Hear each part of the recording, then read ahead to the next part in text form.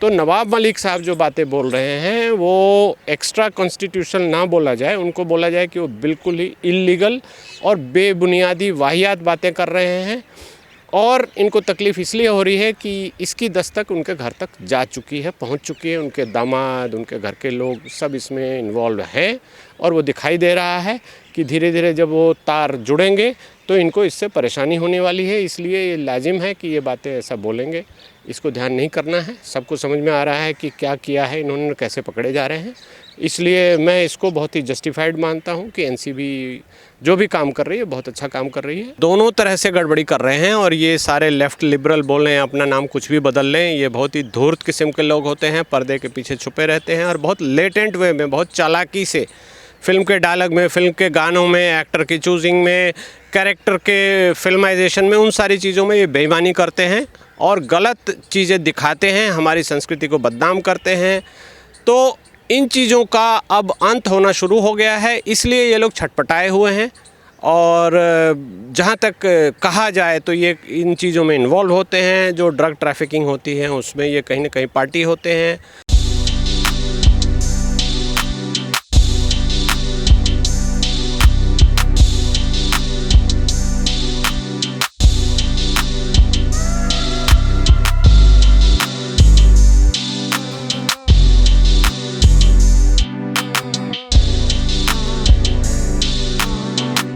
हाँ, देखिए, नवाब मलिक को ये दिखाई दे रहा है, जो एक कहावत हमारे यहाँ है कि खिसियानी बिल्ली खंभा नोचे। इनकी पोल पट्टी खुलती जा रही है, तो ये बार बार बातों को डाइवर्ट करने के लिए, जो इन्वेस्टिगेशन है उसको डाइवर्ट करने के लिए ऐसी घटिया टैक्टिक्स लगा रहे हैं। चूँकि ये एक राजनेता हैं और अभी दुर्भाग्य है महाराष्ट्र के लोगों का कि ये मंत्री भी हैं, तो उसकी इम्यूनिटी का, उस कुर्सी का ये गलत फ़ायदा उठा रहे हैं। जहाँ तक की बात है कि क्रूज़ को पकड़ा गया, तो क्या किसी ने आर्यन खान को उसके घर से उठाकर और क्रूज़ पर लाद दिया क्या? ऐसी बात तो नहीं है।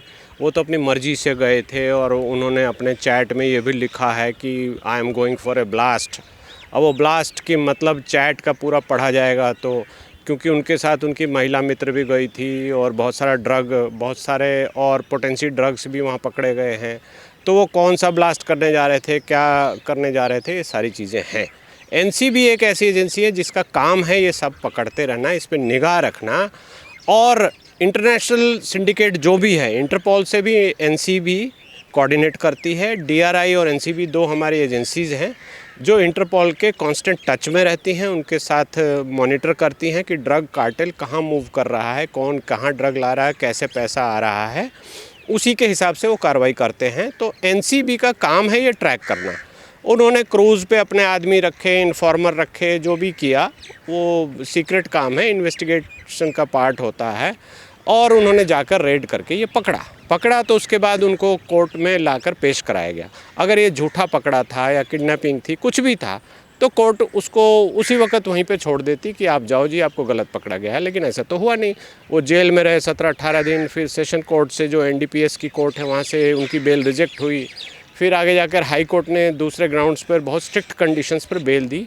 तो नवाब मलिक साहब जो बातें बोल रहे हैं वो एक्स्ट्रा कॉन्स्टिट्यूशनल ना बोला जाए, उनको बोला जाए कि वो बिल्कुल ही इल्लीगल और बेबुनियादी वाहियात बातें कर रहे हैं। और इनको तकलीफ़ इसलिए हो रही है कि इसकी दस्तक उनके घर तक जा चुकी है, पहुंच चुकी है। उनके दामाद, उनके घर के लोग सब इसमें इन्वॉल्व हैं और वो दिखाई दे रहा है कि धीरे धीरे जब वो तार जुड़ेंगे तो इनको इससे परेशानी होने वाली है। इसलिए ये लाजिम है कि ये बातें ऐसा बोलेंगे। इसको ध्यान नहीं करना है। सबको समझ में आ रहा है कि क्या किया है इन्होंने, कैसे पकड़े जा रहे हैं।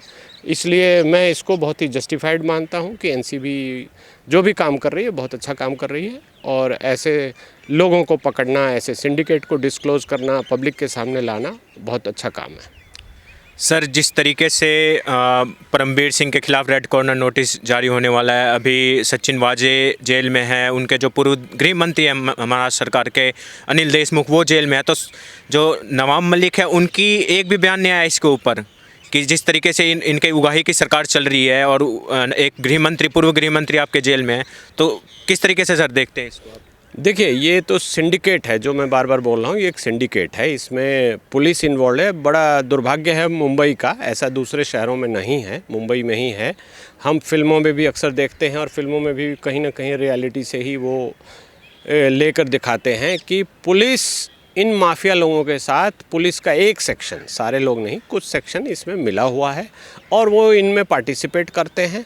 सचिन वाजे साहब थे, ये सामने आ गया। चूँकि ये सेंट्रल गवर्नमेंट इन चीज़ों पे बहुत ही सख्ताई से निगाह रख रही है, पकड़ रही है, चीज़ों को ट्रैक कर रही है, तो सचिन वाजे आ गए। और जो सज्जन कमिश्नर पुलिस बनाए गए थे, उनका भी पुराना इतिहास देख लीजिए। उन्होंने भी क्या किया, जब साध्वी प्रज्ञा को पकड़ा गया तो उन्होंने उनको टॉर्चर किया, मारा पीटा। वो पुराना इतिहास है उनका, वो दिखाई दे रहा है कि वो कौन है और वो क्या करते थे। तो वो इनके इशारों पर अपनी नौकरी बेच चुके थे और अब जैसे ही वो घिरने लगे हैं तो वो भाग गए। चूँकि पुलिस की आड़ में वो क्रिमिनल एक्टिविटीज़ कर रहे थे, तो हम उनको क्रिमिनल कह ही सकते हैं। वो क्रिमिनल थे और वो भाग गए। रेड कॉर्नर नोटिस इशू हुआ है, अब वो ट्रैक होंगे, इंटरपोल उनको ट्रैक करेगी। जहाँ तक मुझे लगता है कि वो गलत नाम से पासपोर्ट बनाकर, जनरली जो ऐसे लोग भागते हैं जिसको कि फ्यूजिटिव बोला जाता है, ये अपना नाम बदल लेंगे, अपने बाप का नाम बदल लेंगे, डेट ऑफ बर्थ बदल लेंगे। तो किसी भी डेटा सिस्टम में ये तीनों चीज़ें मैच नहीं होती, तो इनको ट्रैक करना बहुत मुश्किल होता है। कई बार ऐसा भी देखा गया है कि ये पगड़ी बना लेते हैं, प्लास्टिक सर्जरी कर लेते हैं, दाढ़ी बढ़ा लेते हैं, कुछ ना कुछ ऐसी हरकत कर लेते हैं जिससे कि इनकी इमेज मैच नहीं कर पाए। तो जो भी एजेंसीज़ हैं सर्विलेंस वाली, वो इनको पकड़ नहीं पाएंगी, ये छिपे रहेंगे। और अगर इसको गहरे से छानबीन किया जाएगा तो वो कहीं ना कहीं वो डी कंपनी से, जो दाऊद की कंपनी है, उससे जुड़े दिखाई देंगे और उसी किसी कंट्री में वो छुपे होंगे। अब देखते हैं कि भारत सरकार इस रेड कॉर्नर नोटिस को कैसे लेकर जाकर एग्जीक्यूट कराती है, कैसे उनको एक्स्ट्राडिट करा के लाती है। तब बहुत सारी बातें खुलेंगी और जब उनकी कस्टोडियल इंट्रोगेशन होगी, उनको पकड़ के लाया जाएगा, तब बहुत सारी बातें खुलेंगी। लेकिन हो सकता है इसमें बहुत सारा समय लग जाए। लेकिन तब तक जो गंदगी थी वो सबके सामने आ रही है और ये सब मतलब सबके सामने आना बहुत ज़रूरी था और लोग देख रहे हैं इसको। सर, जिस तरीके से अभी 600 करोड़ की कल हेरोइन पकड़ी गई है जो पाकिस्तान से आ रहा था महाराष्ट्र में, तो जो नवाब मलिक हैं और जो बॉलीवुड के कुछ लोग हैं, सो कॉल्ड, जो अपने आप को लेफ़्ट लिबरल्स बोलते हैं बॉलीवुड में हैं, वो जो जिस तरीके से एनसीबी के ऊपर सवाल उठा रहे हैं, समीर वानखेड़े पे सवाल उठाते हैं, तो वो पाकिस्तान परस्ती नहीं कर रहे हैं, जो बैठ के यहाँ पे पाकिस्तान की एक तरह से मदद नहीं कर रहे, आतंकवाद को बढ़ावा नहीं दे रहे हैं वो? हाँ, बिल्कुल दे रहे हैं। दो चीज़ें हैं, पाकिस्तान परस्ती भी कर रहे हैं और हिंदू विरोधी भी हैं। तो ये दोनों तरह से गड़बड़ी कर रहे हैं और ये सारे लेफ़्ट लिबरल बोल रहे हैं, अपना नाम कुछ भी बदल लें। ये बहुत ही धूर्त किस्म के लोग होते हैं, पर्दे के पीछे छुपे रहते हैं और बहुत लेटेंट वे में, बहुत चालाकी से फिल्म के डायलॉग में, फिल्म के गानों में, एक्टर की चूजिंग में, कैरेक्टर के फिल्माइजेशन में, उन सारी चीज़ों में ये बेईमानी करते हैं और गलत चीज़ें दिखाते हैं, हमारी संस्कृति को बदनाम करते हैं।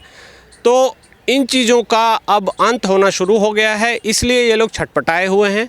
और जहाँ तक कहा जाए तो ये इन चीज़ों में इन्वॉल्व होते हैं, जो ड्रग ट्रैफिकिंग होती है उसमें ये कहीं ना कहीं पार्टी होते हैं और उन चीज़ों को घटता देखकर इनकी पैनिक बढ़ रहा है और ये चीज़ें सामने आ रही है। तो जाहिर सी बात है कि ये ऐसी खलबलाहट इनके बीच होगी और ये ऐसी हरकतें कर रहे हैं। तो ये दिख रहा है कि ये घबराए हुए हैं और ये इनकी पोल पट्टी बहुत जल्दी खुलने वाली है।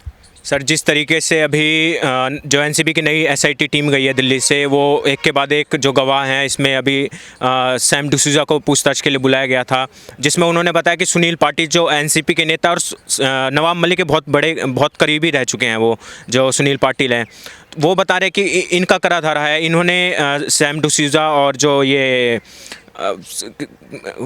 क्या नाम था, गोसावी के साथ मिलके कर रहे थे जो भी एक्सटॉर्शन का। तो सर, कैसे देखते हैं अब जो जाल उन्होंने समीर वानखेड़े के लिए बिछाया था नवाब मलिक ने, वो खुद फंसते जा रहे हैं, अब जांच की आंच उनके तक आएगी? देखिए, पहली बात तो है कि जो नवाब मलिक है, इनकी कोई वक़्त नहीं है, इनका कोई स्टेचर नहीं है कि ये जाल फंसा सकें। एनसीबी एक सेंट्रल इन्वेस्टिगेटिंग एजेंसी है जो अपने स्टैट्यूटरी पावर्स के अंतर्गत काम करती है। हाँ, ये बात अलग है कि ये मंत्री साहब नवाब मलिक साहब बन गए हैं, इनके नीचे का कैडर भी वही था, चूँकि इनका प्रोफाइल उसी तरह का है, इनका पुराना इतिहास भी उसी तरह का है, ये ऐसी हरकतें करते रहे हैं। और चूँकि हमारे देश में ऐसे लोग कभी कभी नेता बन जाते हैं, मंत्री भी बन जाते हैं, तो ये मंत्री की कुर्सी तक पहुँच चुके हैं। लेकिन इनको तकलीफ़ हो रही है कि अब मंत्री बनने के बाद जो उगाही ये करते थे, जैसे ये 10 करोड़ रुपए अगर उगाते थे तो अब उसको 100 करोड़ ये करना चाह रहे थे। चूँकि मंत्री हैं तो हमारा रेट थोड़ा ज़्यादा होगा, ऐसा कोई गेम करना चाह रहे होंगे। और उसके बीच में एनसीबी आ गई, उसके बीच में कहीं ना कहीं लॉ एंड इन्फोर्समेंट की दूसरी एजेंसीज आ गई, सीबीआई आ गई, और हो सकता है एनआईए भी आ जाए।